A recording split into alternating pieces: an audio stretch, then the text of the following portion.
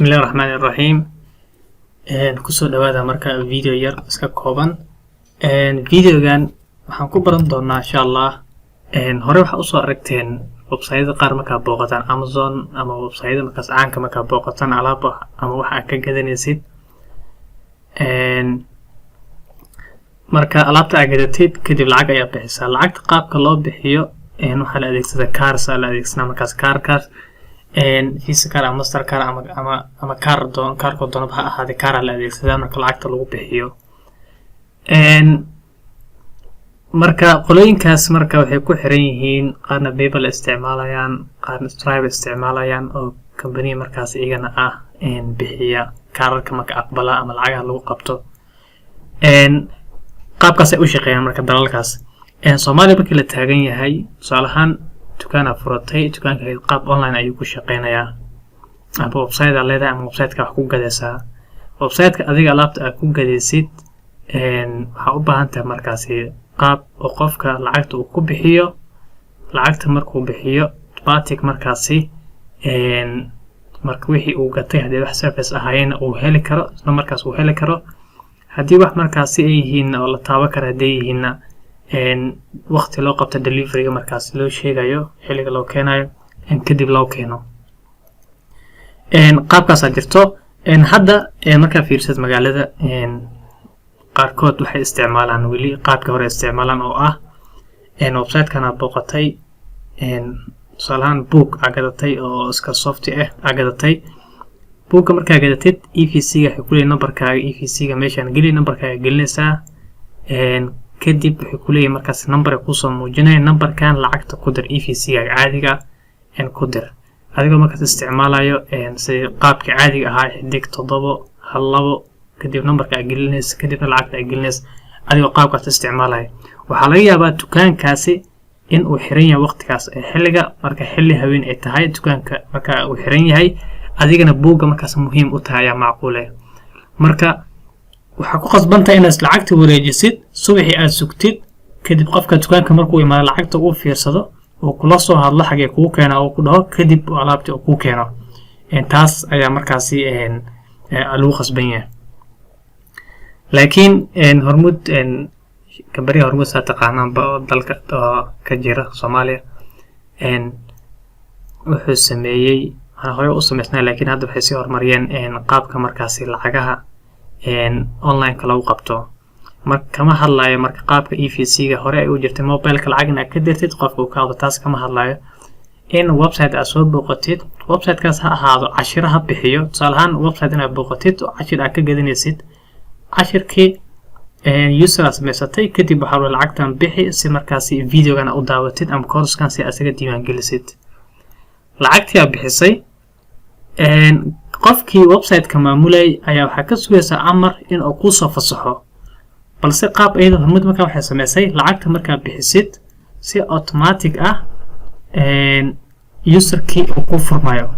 maana user-ka adiga markaas adiga lahayd uu ku furmayo marka almuhiima qaabkee markaasi loo isticmaali karaa sida PayPal-ka hadda u shaqeeyo ama Stripe u shaqeeyo qolooyinkaas lacagaha qabto online-ka ah qaabka u shaqeeyaan amal ayaan isku dayna inaan sameeyno anigoo isticmaalina EVC-geena lacaga ayaan qabanaynaa mobile-ka oo idinka tusaa sidoo kale tana internet ka arkayna qaabka markaasi loo sameeyo inta hore u sii gudbin markaasi waxa u baahan tahay saddex shay tusaalahan PayPal marka tagtid ama website-keeda marka booqatid waad diiwaan gelinaysaa kaliya marka diiwaan gelisid waxay ku siinayaan markaasi wax walba account-kooda ugu baahneed ama ku ganacsaleed ku siinayaan laakiin hormud waxay ka duwan tahay markii aad rabtid inaad sameysatid waxaad ku qasban tahay horta ugu horeen in ay ku sameeyaan ama inaad sameysatid emergency markaasi number emergency inaad sameysatid oo numberkan oo qaabka account-ka camal u sameysan xidig 789 xidig 6 number ah qaabkaasi numberkaas waa inaad sameysataa marka hore marka xigto waxa ku qasban tahay markaasi company ahaan inaad isku diiwaan gelisid macnaha company-gaaga profile-kiisa ayaa qolada hormud ku wareejinaysaa marka saddexaad waxa u baahan tahay business-kaaga ama company-gaaga certificate-ka ee dhanka dawladda ka imaaday in la aqoonsan yahay ayaa u gudbinaysaa intaas markaa sameysid waxay ku siinayaan warqad oo ah contract ah. warqadaas heshiis ayaa labada dhinac ay galayaan. company-ga markaasi la siinayo payment macnaha API-ga la sii doono iyo qolada Hormuud. marka warqadaas ayaa soo saxiixaysa. intaas markaa sameysid oo qolada Hormuud aad ku wareejisid kadib iyagana waxay kusoo siin doonaan markaasi developer panel ay kusii doonaan oo aad ku sameysan karta markaasi howlihii markaas la xiriiray development-gaaga oo API markaasi qaabkaasi ah ay ku siinayaan. okay, inta markaas la aragnay waxaan isku daynaa maanta anaga insha Allah anagoo isticmaalayna React qaabkee u isticmaali karnaa EVC-ga, sidee qof lacag macnaha u bixin karaa, lacagta aan ugu qaban karnaa, qaabkaas ayaan isku daynaa. ugu horreyn horta waxaan u baahanahay marka hore inaan soo kiciyo terminalkeeni inaan soo kicino. haddii aad isticmaalaysid Windows waxaad soo kicinaysaa markaasi PowerShell-ka ama CMD-da. haddii aad isticmaalaysid markaasi Mac iyo Linux waxaad isticmaali doontaa insha Allah filayo terminalka caadiga ah. intaa markaan sameeyo waxaan si toos u tagayaa markaas desktop-ka ayaan si toos u tagayaa. desktop markaan tago inta ayaan waxaa ku abuuri doonaa markaasi project-yga ayaa meeshaan ku abuurayaa. React hore u soo qaadan koorsooyin badan ayaa ka sameeyay. haddii aad channelka dib u boqotid videos aad fiirisid waxaad arkaysaa markaas koorsooyin fara badan qaabka markaas project marka hore loo abuurayo. haddana sharxaad yaraan sameynaa markaasi, laakiin muhiimadeena maaha React, laakiin muhiimadeena waxay tahay qaabka EVC-gaas Hormuud React aan ugu xiri karno. waxaa leenahay marka hore npx kadib waxaa leenahay create React app kadib waxaa sheegaysaa markaas appkaaga magaciisa ayaa sheegaysaa. waxaa u bixinaa markaasi wallet payment u bixinaa ama mobile wallet payment magacaas ayaa u bixinayaa.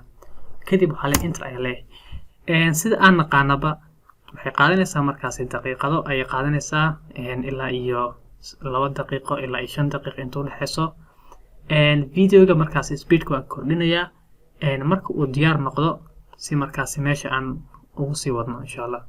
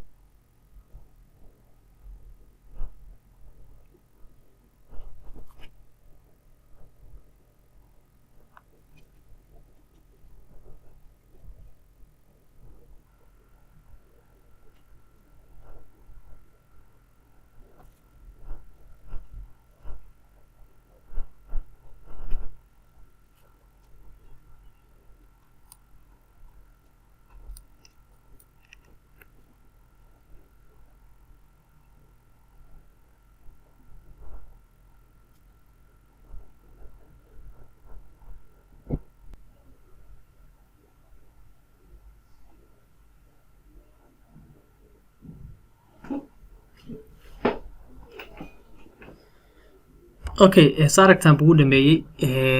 project-ina markaa waa diyaar. waxaan sameynaynaa marka sida meesha ku muuqda labada command cd kadibna folderkaas ayaa gudaha u galaysa ama project name-keeni. waxaan leenahay markaas folder gudaha ayaa u galaynaa. kadib waxaa leenahay npm start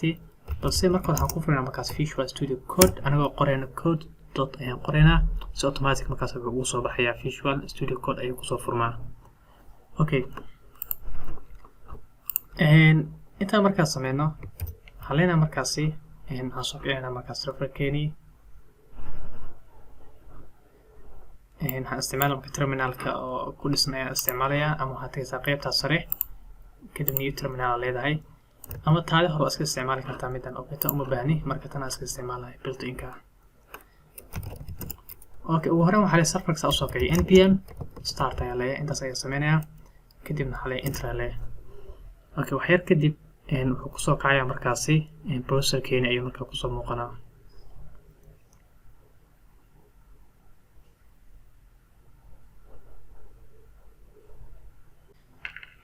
okay, waa kana marka inta ka muuqda project-keeni kana marka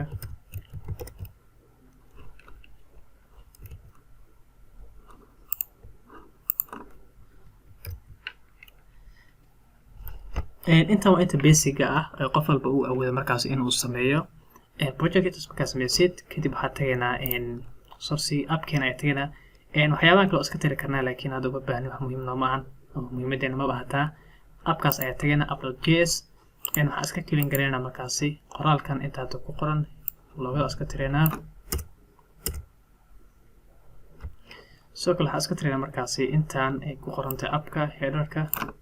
isagana iska baabi'inaynaa kulan projectgeeni refresh aan dhahno insaaragta waxaa noo soo baxay markaasi page cad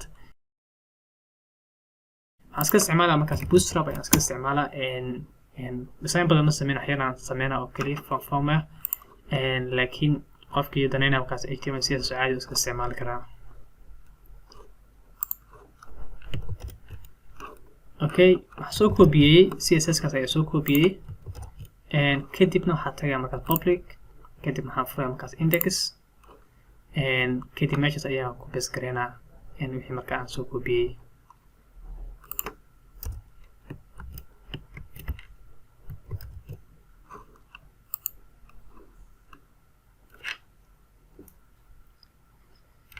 marka haddii aan ku noqdo projectgeeni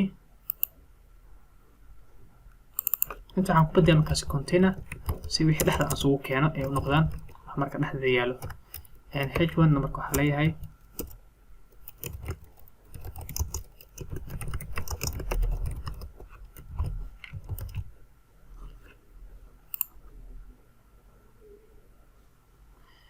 okay waa kaa markaas qoraalkaas yar ee meesha ku qoran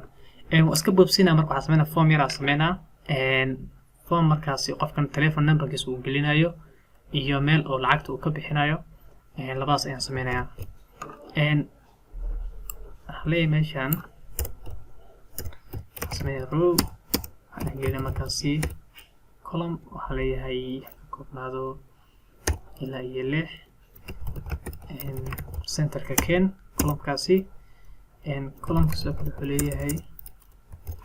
waxaa ku dhex yaal input form group form control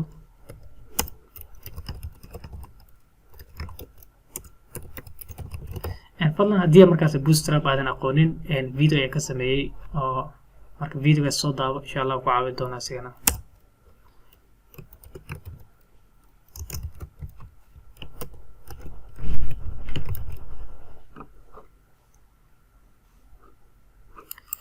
okay waa kaa marka meesha ka muuqdo wax yar si aan isaga bedelo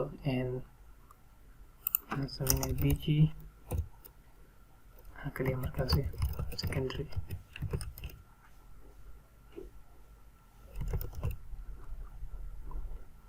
sidoo kale centerkan inaan isugu keena isku daya ahaan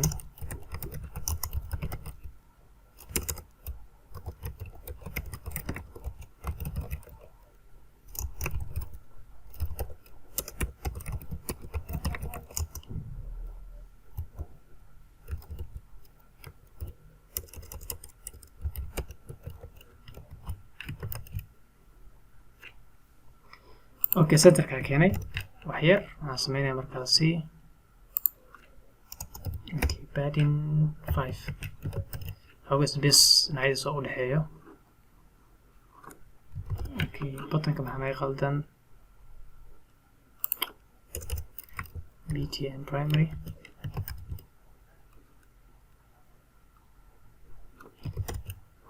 okay light ayaan ka dhigayaa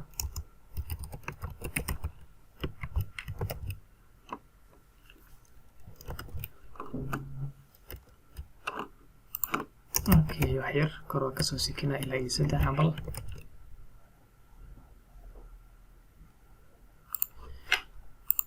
okay inta waxay noqon doontaa markaasi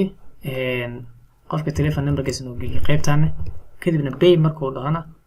lacagti markaasi aan ka jarano isku daynaa inta waxaa ku qoraa marka qoraal yar ku qoraa qofka uu si uu markaas u fahmo lacagta markaas anaga ka jareeno h6 leeyahay lacagtaan ka jareen waxaa leedahay markaasi $20 camal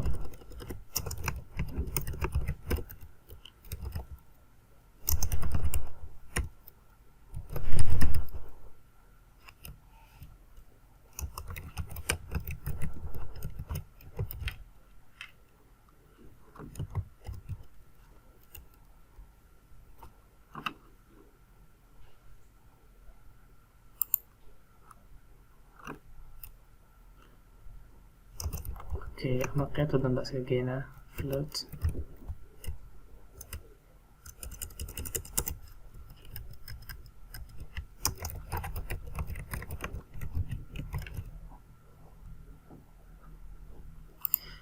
okay tusaale meesha waxa ku qoran qofka $20 ayaa ka jari doonaa telephone numberkiisa markuu meeshaan geliyo kadibna uu dhaho pay uu dhaho waxaa rabaa lacagtaasi marka in aan ka jarno okay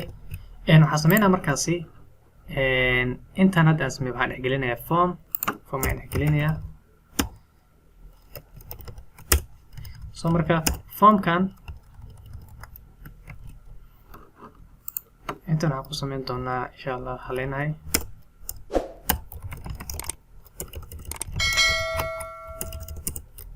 haleyna marka submit handle okay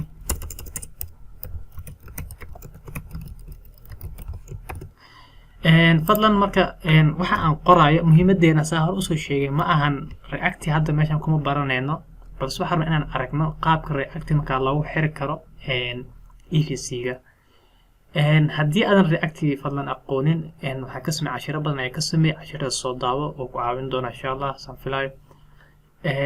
haddii aadan bootstrap aqoonin bootstrap waan ka sameeyay asigana sidoo kaleetana uu ku caawin doonaa marka hore usii socono okay formkan waxaan ku xiraa markaasi on submit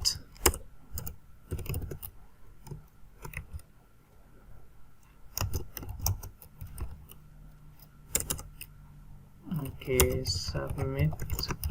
handle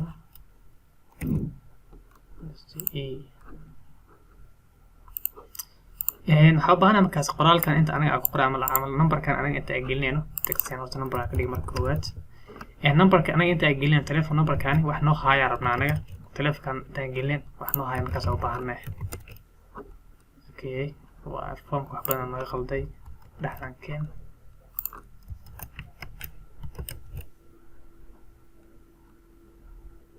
okay numberka anaga inta aan ku qorayno waxaa u baahannahay state aan ku shubno markaa state noo hayna ayaa u baahannahay waxaan sameynaa markaasi qaybtaasi waxaa leeyahay import use state from react okay waxaa leeyahay markaasi number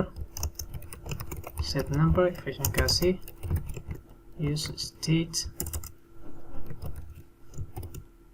okay numberka marka good waxaa iska leenahay waa iska eber firaaqa hada numberka ama number 0 isaga qoraynaa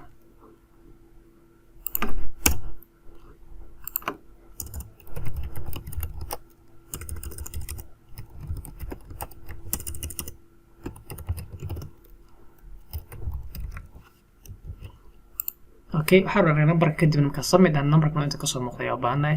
inta waxaan ku xiraa markaasi on change kadib waxaa leeyahay markaasi set number dot target value okay save sidoo kale waxaa leeyahay markaasi value waxaa leeyahay number okay hadda aan fiirino markaasi developer consolekeena waa soo kicinay si shortcut waxaan dhahay markaas control shift I haddii aadan aqoonin waxaad tagi kartaa markaasi saddexdaas calaamad meesha ku taalo kadib waxaad tagaysaa more tools kadib developer tools ayaad tagaysaa kadib ayaa console.log ama consoleka ayaad tagaysaa okay cilado yar ayay meeshaan nugu haysaa ciladaas maxay yihiin waxyar iska saxna markaasi wax weyn ma ahan waan ka gudbi karnaa markaas ugu horeyn horta waxaa seexinaa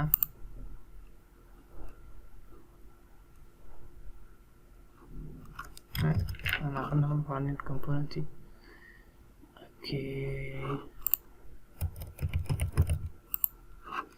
أوكي ونوصل بحياه ريفرش على البيج كاسي أوكي خلينا مركاسي نمبرك مركا جلست بي إعدادات نمبرك حاجة قصة مقنعة أوكي أنت سوا هنا هذا أيام مركاسي أسكت دينا أنا أوجد ابنه قيبتيني مركاسي أوجد بينه مهمتنا مركز أنا عشر كنا إهات waxaan tagaynaa markaasi meeshaan laba shay ayaa u baahanahay.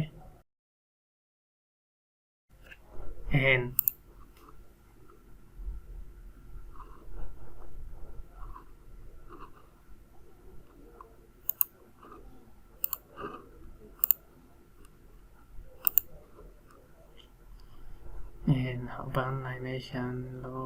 sites xira idinka tusinaa.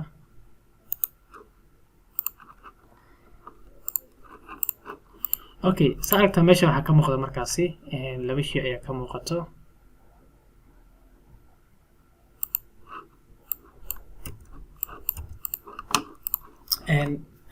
mid meeshaan ku qoran wafi bay ayaa ku qoran. wafi baygan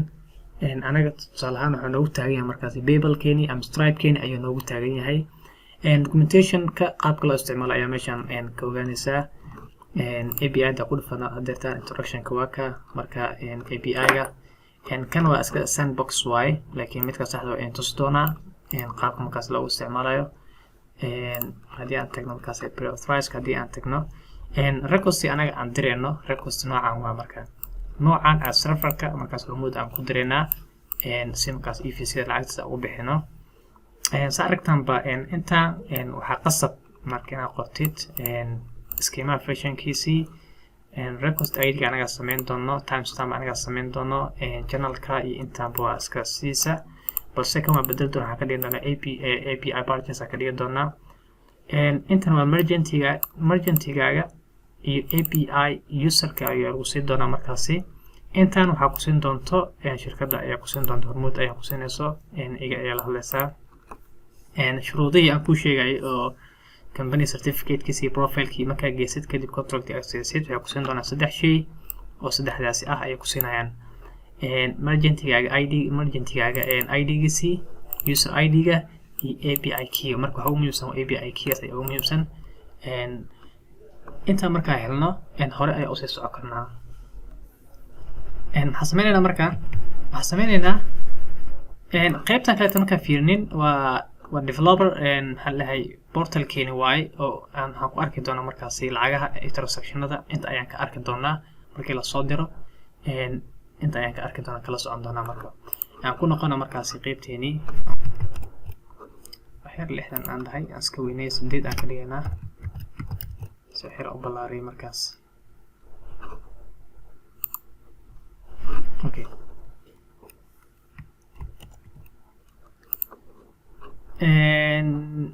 okay, waxaan kusoo diraa meeshaan required si qofkaasi empty ahaan markaas uusan ugu tagin.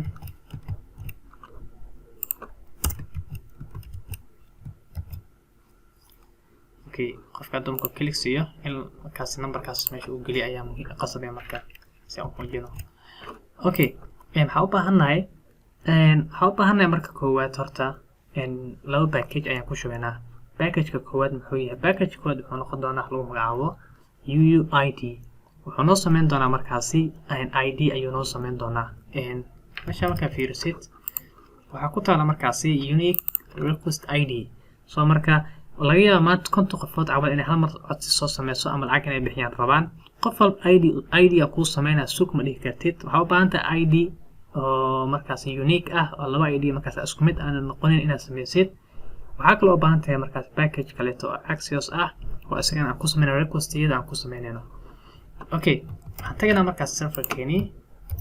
serverkeeni kana kala qaybinaynaa ama mid kale aan ku daraynaa marka. okay, marka hore waxaan ku shubaynaa markaas waxaa leenahay npm install Axios ayaa ku shubaynaa. sidoo kale waxaan install garaynaa markaasi UUID. labadaas ayaa ku shubaysaa waa npm install am I usoo gaabi Axios iyo UUID. labadaas ayaa markaas waxaa leenahay install lena. okay, inta sii socdaan labadaas iska sii wadanaa shaqadeena. okay, labadaas ayaa soo import garaynaysaa. marka waxaa leedahay import Axios ayaa leedahay from Axios. waxaa kaloo baanta import ku sameynaysaa UUID import from UUID ay leedahay. UUID wuxuu noqon doonaa markaasi waa version 4 laakiin qaab ana wax ka dhigay UUID version 4 qaabkaas ka dhigana markaas. okay inta markaas sameeyno waxaan u baahanahay markaasi weli package-kan downloadkiis ma dhameenin laakiin intaas markaas sameysid qaybtan maxaa la root-ka ah waxaa ku sameynaysaa file oo ah markaasi lagu magacaabo .env ayaa sameynaysaa env-gan sababta u isticmaalaan maxay tahay env-gan variableskan waa marka waxaa u talagalay hadhow markii aan deploy gareynayo ama markii aan built-in ku sameynayo ama meel kale markii aan geynayo waxaan rabaa waxayga inay qarsoon yihiin marka in noqdaan wax qarsoon inay noqdaan ay u baahanahay qaabkee markaasi ku sameyn waxaa ku sameyn karta env-gan wax walba env-gan aad ku qortid oo aad ka hormarisid markaas react app maadaama react uu yahay balse node markuu yahay muhiim maahan inaad react app ka hormarisid laakiin marka kaleeta react ay tahay react app ka hormari doontaa wuxuu ku sameynaa markaasi macna API keyga aan inta gelin doonaa waa muhiim waxaan leenahay saddexda shay oo hormuud ku siin doonta waxaa ka mid ah markaasi Magenti waxaa ka mid ah Magenti user ID waxaa kaloo ay ku siin doontaa markaas API user ID waxaa kaloo ku siin doontaa lagu magacaabo API key okay intaas waxaa ka hormaraysaa markaasi react-app sababta react-app ugu hormariyay maxay tahay markii aad dhameysid react-yaaga project-yaaga aad rabto inaad deploy gareysid build ayaa ku sameynaysaa marka npm run build markaad leedahay wuxuu sameynaa markaasi env-gan haddii aadan ka hormarin react-app building ayuu ku dhex darayaa hadhow marka API keygaagi iyo data secret-ka ahayd qof kale ayaa arkay adeegsan karo markaa si aad ugu hortagto waxaa adeegsanaysaa markaas react-_app_ qaabkaas ayaa adeegsanaysaa markaasi wixii intaasi ka hor macnaheedu waxay tahay build markii la sameynaya laguma daraayo oo qarsoon tahay qofna kaama arkaayo laakiin markii aad node isticmaalaysid uma baahna markaas inaad ka hormariso react-app inaad ka hormariso uma baahnid okay copy ku sameynaa kana sidaas camal inta waxaan ku qori doonaa markaasi API waxaan leeyahay Magenti ID-keygii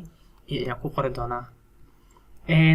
kan kulli waa secret qof inuu ila wadaagana ma rabi waan qoraa waa idinka qarin doonaa laakiin arkina markaasi qaabka loo isticmaalay hadhow markii hormuud ay ku siiso ku bedel oo kaliya adi intaan balse aniga videoga inta waan jaraa si markaas aadan u arkin API keyga iyo markaas user keyga oo secret ah okay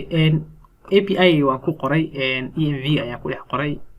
idin ma tusin sababtoo ah secret waa qofnaha markaas la share gareynin taa marka okay package-kan uu dhameeyay marka iska xirnaa minimize iska gareynaa markaas terminal-keeni file-kaasna iska xirno okay wax walba markaasi env-gaas aad ku qortid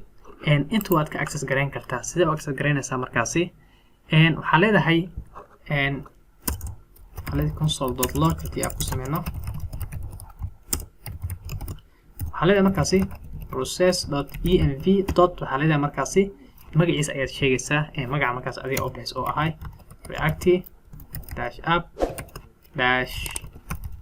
react-app-Magenti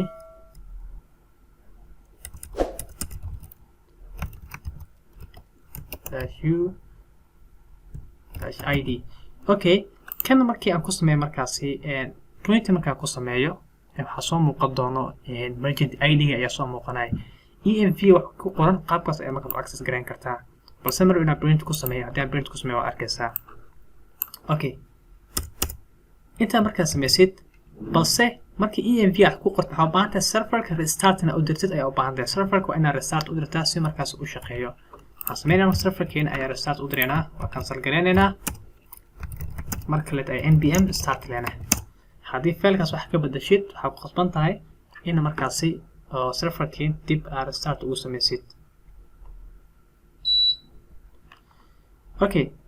hanoo sii socdo markaasi okay refresh adano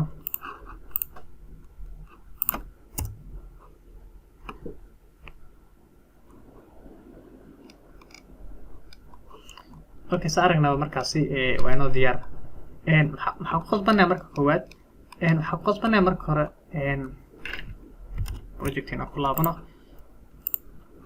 inta ayaan ku sameyn doonaa object yar ayaan sameysana waxaa leeyahay markaasi object waxaan u bixinayaa okay payment object and payment request object waxaa doonto bixi muhiim ah magacaasi wuxuu ka kooban yahay haddii aan ku noqono intaan ayaan iska soo koobiyeynaynaa intaan meesha ku qoran koobi ayaan kusoo sameynaynaa okay request object ayaan koobi soo dheh inta ayaan ku sameynaa markaas paste ayaan ku leenahay okay save markaa dhahdid maxaa qaldan okay kan aan tiro macnaha 2 mar oo qoran yahay save aa leeyahay okay sa aragtaanba marka hore wuxuu iska ahay qaab JSON ahaan u qornay markaasi waxaa isticmaalaya ani prettier isticmaalaya waa kaasiga ii format gelinay balse qaabkaas ka dhig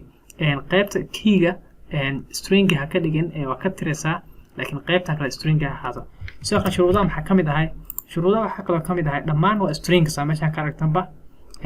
haddaan fiirino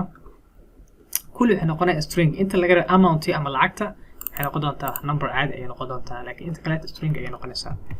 okay aan bedelna marka midda ugu horeysa schema versionka waxaa ku dhaafaysaa sidiisa ayaa ku dhaafaysaa waxaa leedahay 0.1 ayaa ku dhaafaysaa okay request id-ga kan waxaan soo sheegnay waxaan ka dhigaynaa id markaasi ah unique ah iska tirina intaas id unique ayaa ka dhigana waxaa isticmaalaysaa uuid version 4 ayaa adeegsanaysaa marka oo kan ayaa adeegsanaysaa kan marka adeegsan macnaheedu waxay tahay id wuxuu ku siin doonaa oo markaasi aad u dheer oo unique ah okay maxaa kaloo ku xigo timestamp oo taariikhda ah taariikhdan waxaa adeegsan karnaa markaasi waxaa leenahay date methodkaasi .now ayaa adeegsanaynaa marka taariikhda haddeertaan uuna siinaa markaas nafarka ayuu akhnaa taariikhdiisa okay qaybta ay ku qorantay API-gan waa bedelaynaa waxaa leenahay API kadib waxaa u bixinaynaa markaasi purchase okay ayaa u bixinaynaa maxaa kaloo inoo haray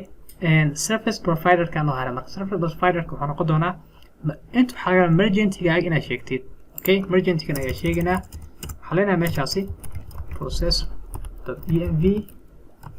.react-app waxaan u bixiyay markaasi emergency user id okay emergency ay qaldan tahay me okay intan ay copy ku sameynaya kana sida la mid labadan bas oo ku bedelaya balse kan waa userka meesha waxaan ka dhiganaa markaasi ka dhigaya user id kan ayaa ku soo haray kan wuxuu noqon doonaa asigana API key ayuu noqon doonaa okay si aan usoo sheegay markaasi process.env inta markaa qoray macnaheedu waxay tahay variable-kan oo aniga env-gaas kusoo dhex abuuray ayuu soo akhrinayaa emergency id-ga ayuu ka dhigayaa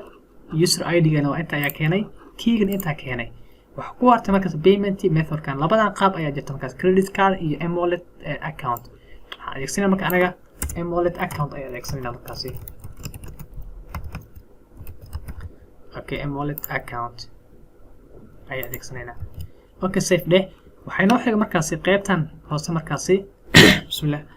qaybtan markaasi ee bear info ku qorantay qofka lacagta bixinay ayaa laga rabo xogtiisana meeshan gelino maxaa u baahanaa telephone number inaan gelino okay password-ka iyo kuwaan waa optional haddaa fiirino meeshan expire date-ka iyo kan waa iska optional waa ka gudbi kartaa sidoo kaleeta account password-na markaa fiirisidna ma aqaan required ay leeyihiin laakiin si logic ma ahan sababtoo qofka lacagta bixinaya passwordkaas adiga ma taqaanid oo ma gelin kartid sidaas daraadeed waa iska tareynaa ma aqaan waxaa malaynaa qoraalkii khaldeen ama ka tageen required ma ahan haddii required ay tahayna waxaan filaa markay credit card ay tahay inay tahay macquul ma aqaan laakiin waa ka tiraysaa waxaa sameynaysaa marka mobile number-ka ayaa meeshan gelinaysaa mobile number-keena waxaan uhay anaga mobile number-keena waxa ahay waa kan inta ayuu ku jiraa markaasi balse numberka wuxuu ka hormarnaysaa waxa qas backtick isticmaal 252 furaha dalka ayaa ka hormarnaysaa 61 ayaa leedahay okay 61 xagga ayaa ku soo qornay anaga hadhow xaggan ku qordona kadibna waxaan leenahay markaas $1 kadibna number ayaa meesha isku sheegnaa okay waxaan noqon doonaa 252 soo marka numberka anaga inta ay geli doono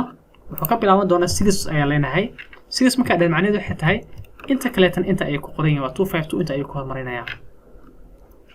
maxaa kaloo u baahan tahay transaction ka ayaa u baahan tahay transaction kan wuxuu u baahan yahay in ID ayuu u baahan yahay asin waxa uu bixin ID data aan soo sameynay oo ahaa UUID version 4 ayaa adeegsanay asagana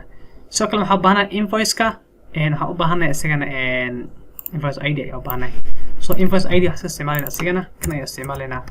balse meesha marka taagan tahay cilad ayaa soo bixi karta sababtoo ID gan ilaa iyo wuxuu gaaraa 24 ilaa 18 inta u dhaxayso gaar aad u dheeri invoice ID gana markaas ma ogolo sida filaa 10 wax ka yar oo qaadana marka badan ma ogolo soo waxa ku sameynaa marka kan slice ayaa ku sameynaa oo aan jaray oo kaliya waxaan ka soo qaadanaya 0 ilaa iyo inta u dhaxayso markaasi 5 markaasi digit ugu horeyso ama 5 xaraf ugu horeyso aan ka qaadanaa amountiga lacagta qofkii laga jari lahaa inta ku qoraa markaas lacagta waxa leenahay waxa ka jirta $20 inta database ka asiga ayaa badbadalay shay qofka uu gadanayo ayaa ku base gareynaysa marka hadduu book $20 yahay wax dynamic haduu noqonayaan oo isbedelaysa meesha 20 ay noqonaysa oo ka jarma hadduu 100 ahay 100 noqonaa oo ka jarma markaas currency USD ayaa ku dhaafaysaa description kan waxa qoraysaa qofka waxa uu gadanayo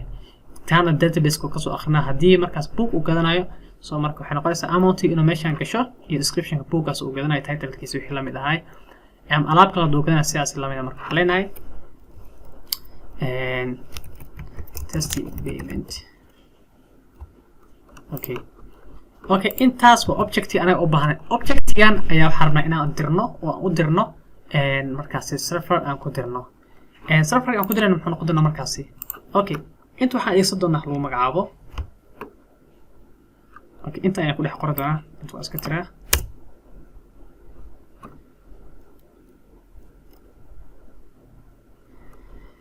objectigan aan ku abuur banaankaas ku abuur waxa qurux badan intaan aan ku abuur sababtoo xala numberkan marka uu noqonayo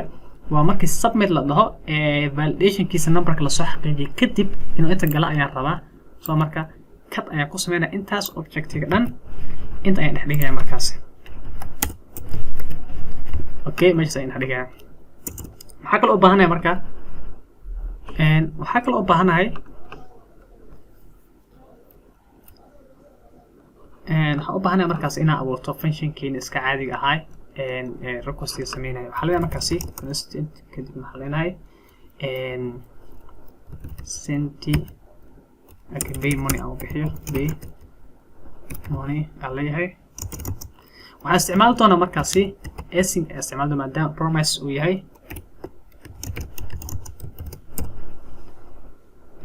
waxaa leeyahay markaasi variable kaleeta kaas waa arrow function كذا مركز حاول بحنايا استعمالها مركزي structure أي استعمالها حاليا data كسوبل gray كده حاليا await كده حاليا هاي axios dot get endpoint مركز أنا أقربه هنقدرنا https أنت مركز في reset endpoint وحاكو قرن introduction كتك كانوا كي sandbox كانوا استعمالنا متكلت أيادير قلوه رمود يكسين الصح أما متك ماشي أنا أقول قريبا متكذا okay https كده حاليا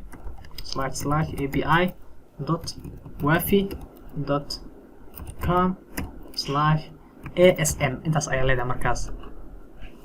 okay inta markaas sameeyno parameterka labaad ee markaas anaga basgareyn waxaan noqon doonaa objectigeeni ayaa sheegana copy soo dhex objectaas waa payment objectigaas ee xaq ku basgareyn maadaama waxa aan dhigay cafwan inta waa post ee sameynayna get maahan waxaan rabnaa inaan lacagta dirnaa rabnaa marka post aan leenahay okay inta markaas sameeyno okay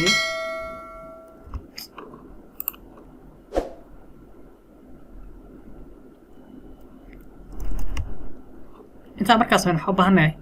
u baahanahay markaasi inaan dhahno pay money kana active ka dhigana markaasi si markaas u dhacdo okay anaga waxaan rabnaa inta waxaan soo bandhigaynaa markaasi dataas waxay noo hayso inta ka soo bandhigaynaa data ayaa soo bandhigaa save aan leenahay okay waan tijaabinaynaa markaasi waxaan ku noqonaynaa markaasi page-keeni ayaan ku noqonaynaa refresh aan leenahay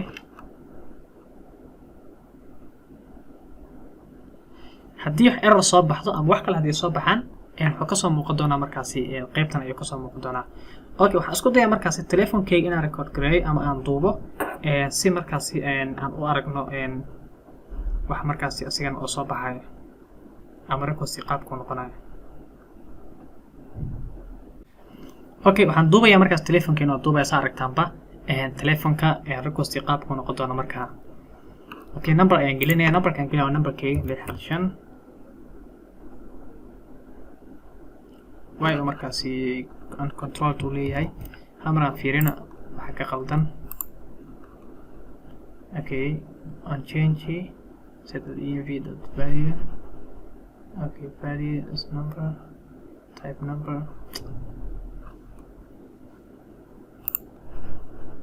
okay leave it gudubna macna malahan okay numberka ayaan gelinaya markaas waxaa leeyahay okay okay 6 ayaan ka bilaa sababtoo ah inta waxaa noo qoran markaasi 252 way noo qoran tahay oo ma baahni anaga markaas inaan sheegno waa kan okay intaa markaas sameyno waxaa leenahay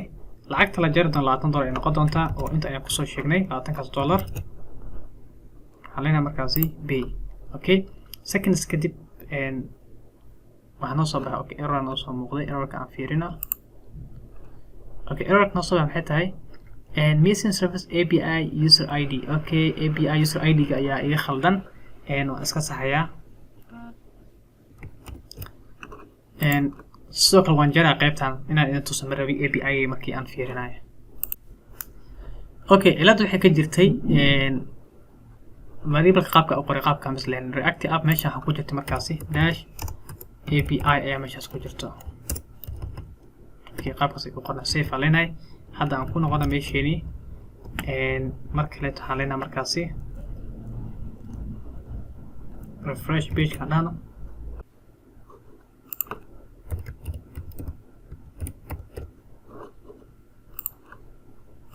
okay pay okay saaragtaaba waxa ii soo baxay marka moobta in $20 laga jarto waxaa leeyahay markaasi ha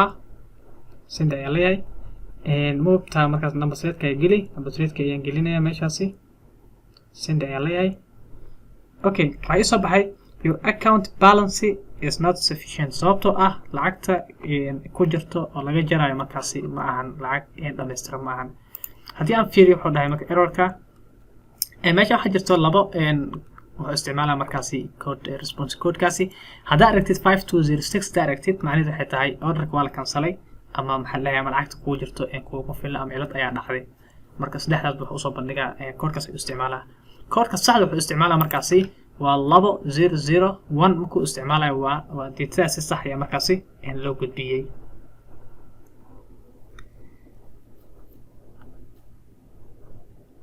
okay markaan waxaan isku daynaa markaasi in aan isticmaalno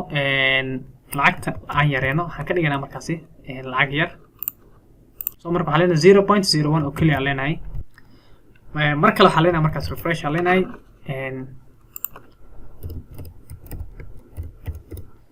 okay numberka ayaan geliyey kadibna waxaa leeyahay markaasi pay ayaa leeyahay waxyar ayaan sugayaa telefoonka intuu jawaabta uu soo celinayay okay lacagta bixi way dhahay lacagta ayaan bixinaya markaasi 0.01 moobta okay haaga number 1 ta waxa moobta lacagtaas okay kadib number 8 geli send ide boom waxay soo baxay markaasi lacagta in lagala baxay 0.01 lagala baxay sashakaas inuu dhameystirmay inta marka aan fiiriyana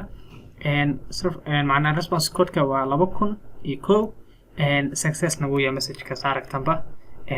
okay qaabkaas ayaa markaas hormuud aad u adeegsan kartaa oo lacag aad u bixin kartaa haddii aan fiiriyo markaas sashakaas inuu lacagtii ama ku biiray aan fiiriyo markaas waxaan tagayaa wafi baygaas waxay ku siin doonaa meeshan user password ay ku siin doonaan kaliya waxaa iska isticmaalaa user passwordka iska isticmaalaa okay gudaha markaan u galo transactions aan fiiriyo transaction history inta waxaa ku qoran daqiiqada waa 3 saac iyo 30 daqiiqo oo waqti hadda aniga taagna hadda diya fiirsatay computerkayga waa 3 saac iyo 31 daqiiqo hadda aan soo diray waay taariikhdu waa 11ka bisha Agosto waa marka lacagta